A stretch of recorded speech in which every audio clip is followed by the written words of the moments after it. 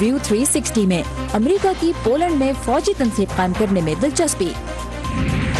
Trump इंतजामिया का फिलिस्तीनी क़यादत पर दबाव, अमन कोशिशें इल्तवा का शिकार। और अमेरिका, पाकिस्तान और भारतीय एंटरटेनमेंट इंडस्ट्री की खवातीन मी टू मूवमेंट का क्या असर देख रही हैं। वॉइस ऑफ अमेरिका के वाशिंगटन स्टूडियो में आप सबको खुशामदीद। मैं हूँ आपकी मेज़बान सारा जमान। आज का व्यू 360 हम शुरू करेंगे बड़ी खबर से। पाकिस्तान के साबिक वज़ीर आज़म नवाज शरीफ, उनकी बेटी मरियम नवाज और दामाद मोहम्मद सफदर की एवनफील्ड केस में सज़ा मुअत्तल करने का फैसला सुनाते हुए इस्लामाबाद हाई कोर्ट ने उन्हें रिहा करने का हुक्म दिया है। मज़ीद तफसीलात के लिए हम चलेंगे आसिम राना के पास, जो इस वक्त इस्लामाबाद में मौजूद हैं। आसिम, क्या तफसीलात हैं, किस बुनियाद पर अदालत ने अपना आज का फैसला दिया? जी बिल्कुल, आज इस्लामाबाद हाई कोर्ट ने जो है इस हवाले से नवाज शरीफ की अपील पर जो है वो फैसला सुनाते हुए उनको तीनों को, नवाज शरीफ, मरियम नवाज और उनके साथ साथ कैप्टन सफदर जो उनके दामाद थे, उनको भी जमानत पर रिहा करने का हुक्म दिया है। इस हवाले से आज नैब की जो यहाँ पर तमाम समाअत हुई, उसमें नैब ने अपने दलाइल जो थे मुकम्मल किए। उसमें उनका कहना था कि नवाज शरीफ के जो फ्लैट्स हैं, इवन फील्ड जो फ्लैट्स हैं वहाँ पर लंदन में, उनके हवाले से नवाज शरीफ आज तक कोई सबूत देने में कामयाब नहीं हो सके कि ये वो फ्लैट के किस तरह से मालिक हैं। उनका ये कहना था कि मरियम नवाज इनकी मालिक हैं और उस हवाले से जो उन्होंने ट्रस्ट डीड दी थी वो जाली साबित हो चुकी है, लिहाजा ये वो इनकी मालिक थी, इसी लिहाज से मुजरिम है। लेकिन अदालत के इस हवाले से इस्तफसार ये था कि अगर नवाज शरीफ इसके मालिक हैं तो वहां पर उसका सबूत क्या है। उसके हवाले से कोई भी दस्तावेज नायब की जानिब से प्रोवाइड नहीं की गई। लिहाजा आज जो था अदालत ने, दो रुकनी बेंच था, जस्टिस अतर मिनल्ला और जस्टिस मियां गुल हसन औरंगजेब, इन दोनों ने फैसला जो था मुश्तरका फैसला सुनाया कि वो इन दोनों को जो है वो 5-5 लाख रुपए के, इन तीनों को 5-5 लाख रुपए के जो जमानती में चल के थे उन पर रिहा करने का हुक्म दिया। नवाज शरीफ जो है वहां पर अब से कुछ देर के बाद उनको रिहा कर दिया जाएगा, जिसके बाद वो लाहौर रवाना हो जाएंगे। अच्छा, ये बताइए अब हुकूमत का और नैब का अगला कदम क्या होने वाला है? कोई इशारा मिला है इस हवाले से?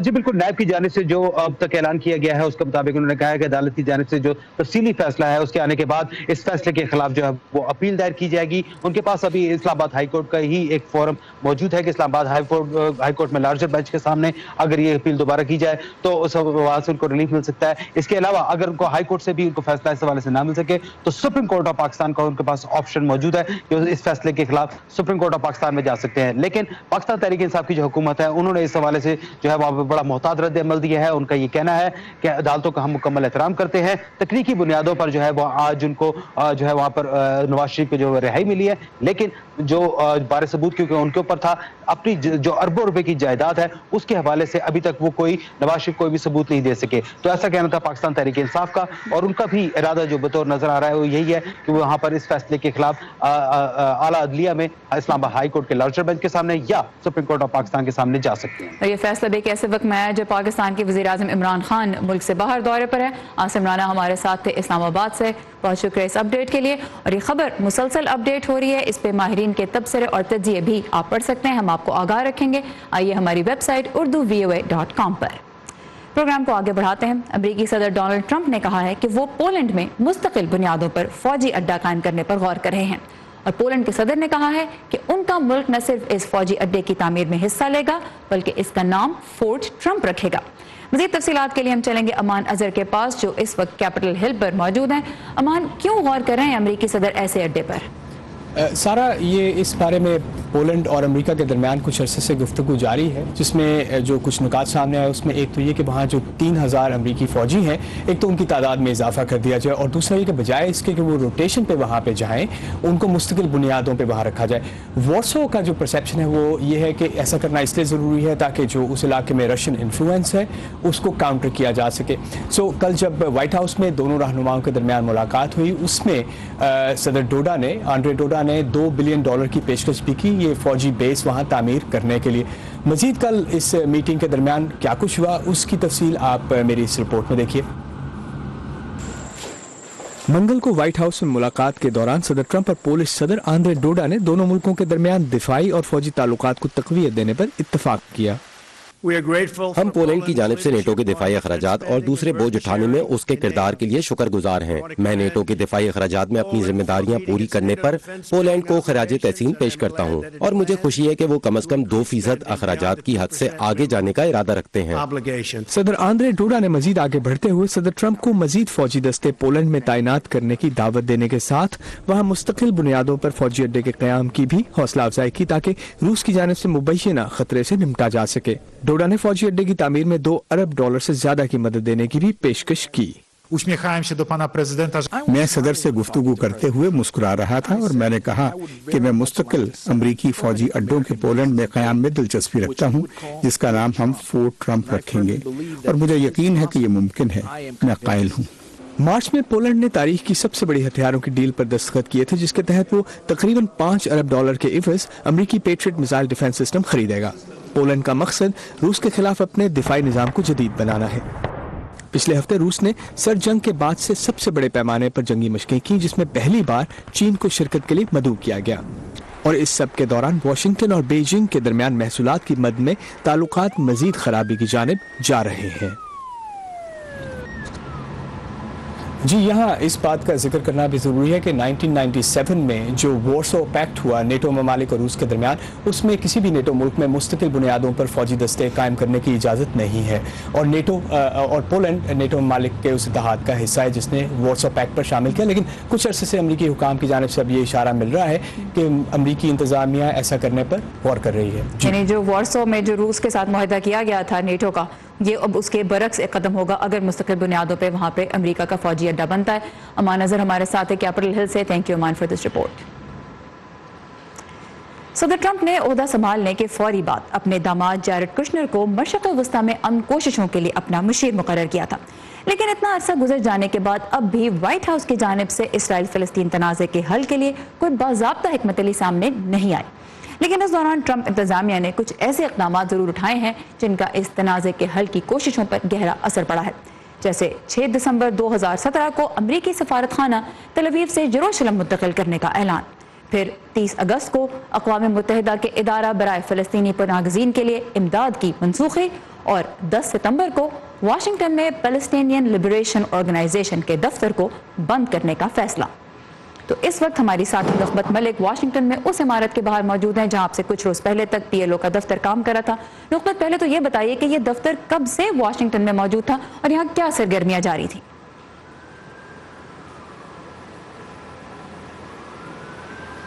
جی سارا، یہ دفتر جیسے کہ آپ نے بتایا PLO کا یہاں پہ قائم ہے واشنگٹن ڈی سی کے دارالحکومت میں. 1990 میں پہلی بار یہ دفتر جو ہے اس نے اپنا کام یہاں پہ شروع کیا تھا اور اس کا مین مقصد ایک سفارتی مشن کے طور پر کام کرنا تھا جس سے امریکی حکام اور فلسطینی حکام کے درمیان مشاورت کو آسان بنایا جا سکے. یہاں یہ بتاتی چلوں کہ PLO فلسطینی لبریشن آرگنائزیشن کی جو تنظیم ہے یہ فلسطین کی مرکزی تنظیم ہے اور تمام دنیا میں فلسطینیوں کی نمائندگی کرتی ہے اور ساتھ ہی فلسطین کی حکومت بھی قائم رکھے ہوئے ہے. فلسطین حکومت اور PLO کی اس تنظیم کو سیاسی جماعت فتح جو ہے وہ کنٹرول کرتی ہے. جی اب یہ جو دفتر بند ہوا ہے ریسنٹلی ہوا ہے، کیا جواز پیش کیا ٹرمپ انتظامیہ نے اس فیصلے کا کہ یہ دفتر بند کر دیا جائے؟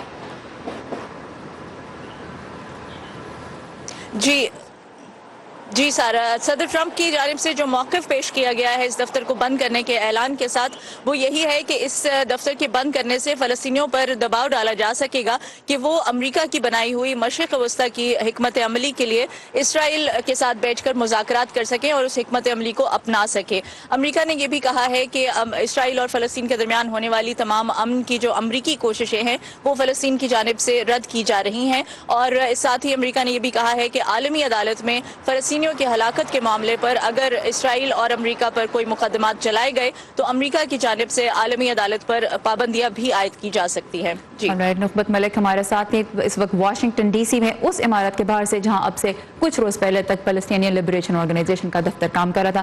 Thank you نخبت. پروگرام میں اب ہم یہ بات کریں گے کہ ٹرمپ انتظامیہ اب تک مشرق وسطی کے بارے میں پالیسی کیوں نہیں پیش کر پائی اور اس سے سفارتی کوششیں اس مسئلے کے حل کے لیے کس طرح سے متاثر ہو رہی ہیں اور اس کے لیے ہم بات کریں گے وائس آف امریکہ کی محکمہ خارجہ میں نمائندہ سنڈی اسپینک سے. سنڈی, thank you very much for joining us today. First of all, President Trump had said that he might be the person who brings peace to the Middle East. But so much time has gone by and we have not seen any policy from the White House on this issue. Why is there a delay? Right. Well, you're absolutely right. It started out, hopes were very high.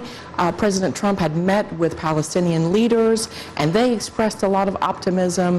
And of course, the president has been had very good ties with the Israeli Prime Minister Netanyahu. So there was hope that things could really get going again.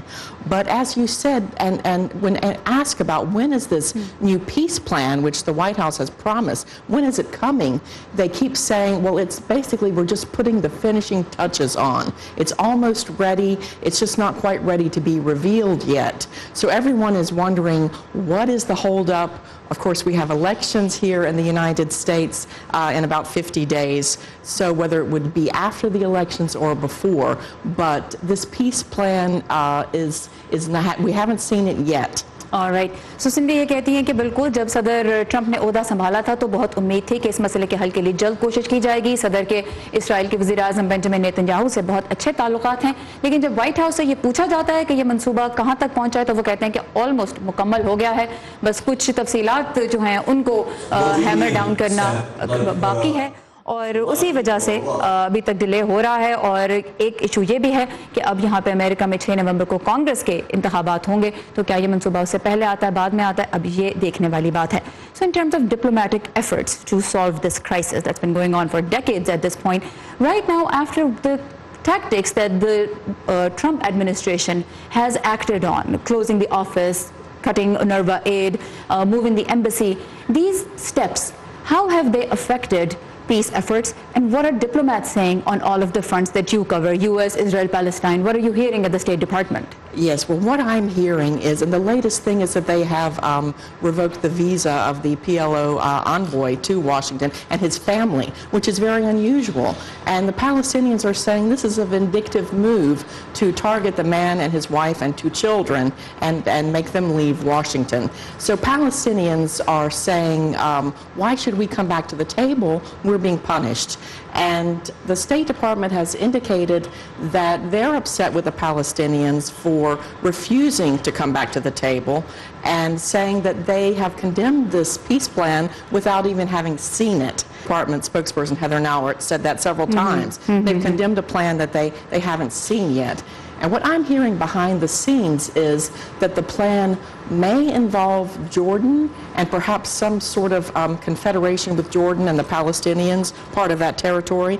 And Jordan has never wanted this. You know, they've said since the 1980s, this is a no-go. So Jordan apparently, this is just what I'm hearing, is saying no to this. The Palestinians are saying no to the plan? Whatever to the they're plan. doing? Okay. Exactly. All right. The Palestinians are calling it dead on arrival. So, and I'm hearing that there's negotiations going on with the Saudis and others to try to get support for the plan. So no one has, you know, from the administration has said this, but what I'm hearing is there might be some trouble getting enough support for the plan, and maybe that's why we haven't seen it yet. All right, so issue अब ये है कि जहाँ तक सिफारती कोशिशों की बात है तो सबसे नया इक़दाम हमने ये देखा है कि जो पैलेस्टीनियन लिबरेशन ऑर्गेनाइजेशन के सफ़ीर थे अमेरिका में, उनका जो मंदूब थे उनका और उनके अहले खाना का वीज़ा जो है मनसूख कर दिया गया है स्टेट डिपार्टमेंट की जानिब से। उसको फिर फ़लस्तीनी कह रहे हैं कि ये एक नेगेटिव इक़दाम है, इससे मज़ीद नुकसान पहुँचेगा। और दूसरी बात यह है कि स्टेट डिपार्टमेंट भी फ़लस्तीनी डिप्लोमेट से नाखुश है। उनका ये कहना है कि एक ऐसा मनसूबा अमन के लिए जिसको भी फ़लस्तीनियों ने देखा भी नहीं है, उसे देखने से पहले ही मुस्तरद कर दिया है तो और मुज़ाकरात की मेज़ पर आने से इनकार कर दिया है, ये अच्छा इक़दाम नहीं, तो स्टेट डिपार्टमेंट उनसे नाखुश है। जो बातें यहाँ पे की जा रही हैं वाशिंगटन डीसी में, एक तो यह है कि एक ऐसे मंसूबे की बात की जा रही है जिसमें उर्दन का भी किरदार होगा।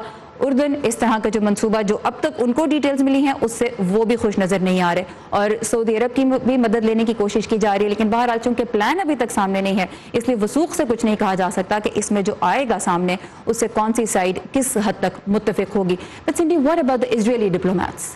What's their take on all of this? Well, you know, I think so far most of them have been very positive. They've been working with Jared Kushner, the president's son-in-law, is in charge of this plan, and Jason Greenblatt and the U.S. Ambassador Friedman. So I think the Israelis, you know, have been happy so far. Some left-leaning Israelis have been said this drastic cuts to aid, it might radicalize the Palestinians. But I think for the most part, diplomats are happy and they're awaiting the release of this plan. जहाँ तक Israeli सफारतकारों का ताल्लुक है वो सूरत हाल से मुतमईन नजर आते हैं। उनके सदर के दामाद जैरेड कुशनर और उनके अलावा जो दीगर लोग इस प्लान पे काम कर रहे हैं, जेसन ग्रीनब्लैट, उनके साथ अच्छे ताल्लुकात हैं, अच्छी बातचीत जारी है। लेकिन बाएं बाजू के कुछ इसराइली जो एहलकार हैं, खासतौर पर सफारती, उनका यह कहना है कि फ़लस्तीन पर दबाव ज़्यादा से ज़्यादा डालने से जो रेडिकलाइजेशन है, यानी तशद्दुद का जो इम्कान है, वो बढ़ सकता है। तो ये है हर तरफ की जो डिप्लोमेटिक एफर्ट्स हो रही हैं उनका एक अहाता। Cindy Smang, thank you very much for your time and thank you for updating us on what's happening on the diplomatic front in the Middle East. Thank you. तो हम कोशिशें मशरिक़ वस्ता में आगे बढ़ाने के लिए अब क्या करना होगा, इस बारे में हम बात करेंगे डॉक्टर मुक़्तदर खान से, जो कि अमेरिका की मुस्लिम ममालिक की जानिब पॉलिसी पर गहरी नज़र रखते हैं। Doctor Muqtadar, welcome to View 360। अब अमेरिका जो इस वक्त इक़दामात उठा चुका है वो सबके सामने हैं, फ़लस्तीनियों का रद्द-ए-अमल भी उस पर हम देख चुके हैं। क्या इसी तरह से मामलात आगे बढ़ के कोई नतीजा खेज़ किसी लेवल पे पहुँचेंगे या एक ब्रेक डाउन हो जाएगा? देखिए, पिछले 1.5 साल से जो हम देख रहे हैं कि मुसलसल फ़लस्तीनियों पे दबाव डाला जा रहा है, ये डोनाल्ड ट्रंप की ये फ़िलासफ़ी है कि पहले वो दबाव डालते हैं फिर नेगोशिएट करते हैं। तो मिसाल के तौर पे वो चाइना पर टैरिफ्स लगा दिए ट्रेड, और फिर कहते हैं कि फ्री ट्रेड होनी चाहिए। तो उनका ये टेक्निक है कि पहले वो दबाव डालते हैं पार्टी पर और फिर उसके बाद उसको मजबूर कर देते हैं कि वो नेगोशिएट किए। तो लेकिन जब से इन्होंने जेरूसलम को ट्रांसफ़र किया है अमेरिका की एम्बेसी, जब से फ़लस्तीनियों ने एक किस्म से डायलॉग ख़त्म कर दिया। माइक पेंस के फ़लस्तीन गए थे तो महमूद अब्बास ने उनसे मिलने से इनकार कर दिया। तो एक किस्म से जो फ़लस्तीनियों का रद्द अमल रहा है कि वो अमेरिका को एक ऑनेस्ट ब्रोकर नहीं समझते हैं, वो बदलने के लिए अमेरिका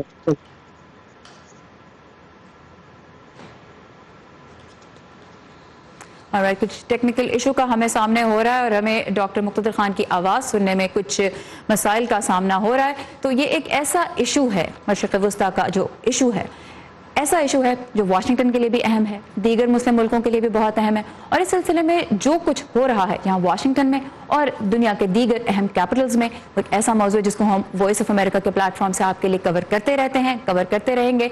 मजीद पढ़ने के लिए, मजीद जानने के लिए आप जब चाहें हमारी वेबसाइट urduvoa.com पर आ सकते हैं। प्रोग्राम को आगे बढ़ाते हैं। 5 अक्टूबर 2017 को हॉलीवुड के अहम तरीन प्रोड्यूसर में से एक हार्वी वाइनस्टीन के खिलाफ जिनसी हिरास के इल्जामात सामने आए, जिसने न सिर्फ अमेरिका की फिल्म इंडस्ट्री को हिला के रख दिया बल्कि काम करने की हर जगह पर ही खवातीन को कैसे नाजेबा रवैये का सामना हो सकता है, इस बारे में गुफ्तगू को जन्म दिया। अब जबकि इस गुफ्तगू को सुर्खियों का हिस्सा बने 1 साल होने वाला है, वर्दा खलील ने अमेरिका, पाकिस्तान और भारत की एंटरटेनमेंट इंडस्ट्री से ताल्लुक़ रखने वाली कुछ नामवर खवातीन से ये जानने की कोशिश की कि वो क्या तब्दीली देख रही हैं। अमेरिका हो, पाकिस्तान या भारत, एंटरटेनमेंट इंडस्ट्री में काम करने वाली खवातीन नामुनासिब रवैये की शिकायत माजी के बरअक्स अब खुलकर करने लगी हैं। हरासमेंट जो है वो एक अनवांटेड हग हो सकता है, एक लुक हो सकता है, एक जुमला हो सकता है। एंड आई डोंट थिंक कि अब हमें किसी भी वजह से उस चीज़ को बर्दाश्त करना चाहिए। कल्चर था पूरी दुनिया में और हॉलीवुड ने बहुत साल लिए इसको फोरफ्रंट में लाने के।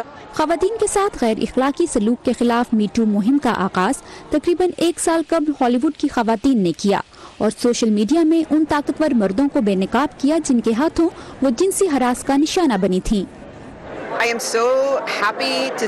मैं बहुत खुश हूँ कि मैं अपनी जिंदगी में मी टू मूवमेंट देख सकी। ज्यादतियों के खिलाफ आवाज उठाने वाली और दूसरी खवातीन को हिरासत करने के खिलाफ हौसला देने वाली खवातीन की हिम्मत काबिल तहसीन है। मी टू मुहिम का असर पाकिस्तानी एंटरटेनमेंट इंडस्ट्री में भी नजर आ रहा है। भारतीय फिल्म इंडस्ट्री में मुतासिर कुन काम करने पर वाशिंगटन DC में अवार्ड हासिल करते हुए फिल्म मेकर जोया अख्तर का कहना था कि हॉलीवुड इंडस्ट्री से शुरू होने वाली ये लहर जल्द भारत की फिल्म इंडस्ट्री तक पहुंच जाएगी। पाकिस्तानी डायरेक्टर महरीन जब्बार कहती हैं कि एंटरटेनमेंट इंडस्ट्री में खवातीन के हकूक यकीनी बनाने के लिए हर शोबे में खवातीन की शमूलियत बढ़ाना जरूरी है। ये ही टाइम है इस इंडस्ट्री में आने का, बिकॉज अपॉर्चुनिटीज बहुत है और आप the best way to counteract is कि आप जितनी औरतें इस फील्ड में आएंगी, not just media but any kind of work place, उतना ही बेहतर होगा। जितनी बॉसेस और